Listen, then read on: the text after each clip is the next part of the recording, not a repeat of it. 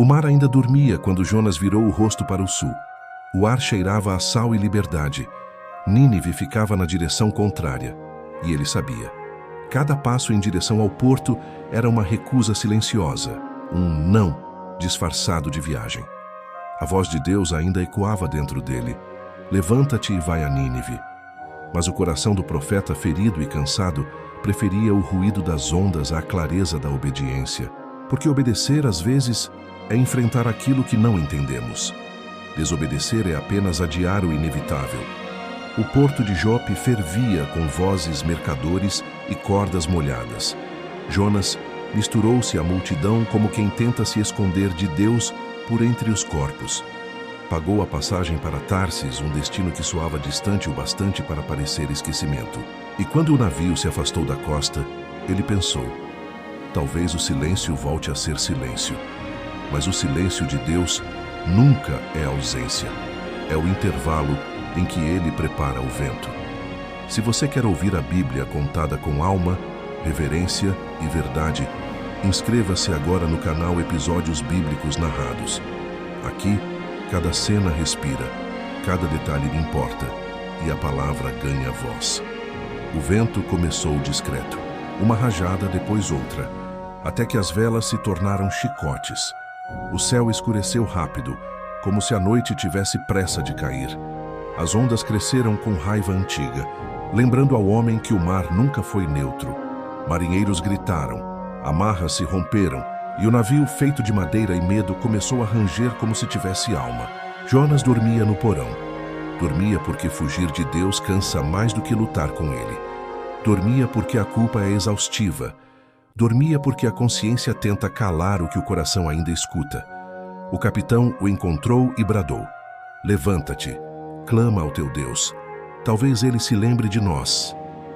Mas Jonas sabia que a tempestade não era acaso. Subiu ao convés. Olhou o mar que o perseguia e confessou: sou hebreu e temo ao Senhor, o Deus do céu, que fez o mar e a terra. É por minha causa que esta tormenta caiu sobre vós.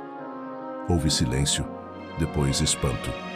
O medo dos homens tornou-se reverência. O que faremos contigo para que o mar se acalme? E Jonas, que já não tinha força para resistir, disse a frase que selaria seu destino: lançai-me ao mar. A culpa pesa mais que o corpo. E o mar recebeu Jonas não como inimigo, mas como testemunha. As ondas o envolveram, a escuridão o tragou, e o som do mundo desapareceu.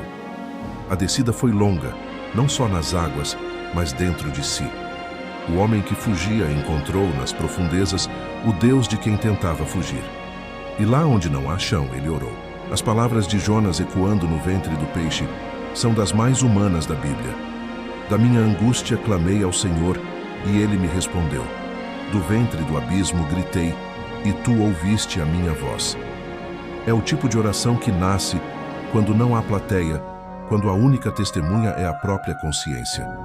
O peixe, instrumento improvável da misericórdia, tornou-se abrigo e espelho. Ali, o profeta reaprendeu a respirar. Não o ar, mas a graça. 3 dias e 3 noites depois, o mesmo Deus que levantara o vento, ordenou agora que o peixe vomitasse Jonas em terra firme. E o homem que emergiu daquela praia não era o mesmo que embarcara em Jope. Tinha areia na boca, sal no rosto e um chamado reacendido no peito. A voz veio de novo, idêntica na ordem, mas diferente no coração que a ouvia. Levanta-te e vai a Nínive. Quando Deus repete algo, não é porque esqueceu, é porque ainda quer transformar. Jonas caminhou rumo ao leste, e a cidade surgiu no horizonte como uma muralha viva. Era imensa, cheia de mercados, fumaça e vozes. Os muros pareciam intransponíveis, mas a palavra que trazia era mais forte que pedra. Ainda 40 dias e Nínive será destruída, proclamava ele com voz rouca e alma dividida. E o que era impossível aconteceu. O povo creu. Desde o rei até os servos, vestiram-se de pano de saco, jejuaram, clamaram. Até os animais foram cobertos de pó. O arrependimento tomou as ruas como o fogo que purifica sem consumir. Jonas, que esperava desprezo, encontrou quebrantamento. E isso o incomodou. Porque ver Deus perdoar quem você queria ver punido é um tipo especial de desconforto. Ah, Senhor, não foi isso o que eu disse ainda na minha terra? Por isso fugi para Tarsis. Sabia que és Deus clemente, misericordioso, tardio em irar-se e grande em benignidade. E sentou-se fora da cidade, esperando talvez que Deus mudasse de ideia, ou que o fogo descesse afinal. A misericórdia, porém, tem suas próprias lições. Deus fez crescer uma planta para sombreá-lo, e Jonas se alegrou. No dia seguinte, um verme feriu a planta e ela secou. O sol caiu pesado sobre sua cabeça, e o profeta desejou morrer. Então Deus falou: "Fazes bem em te irares pela planta?" E Jonas respondeu: "Sim, até a morte."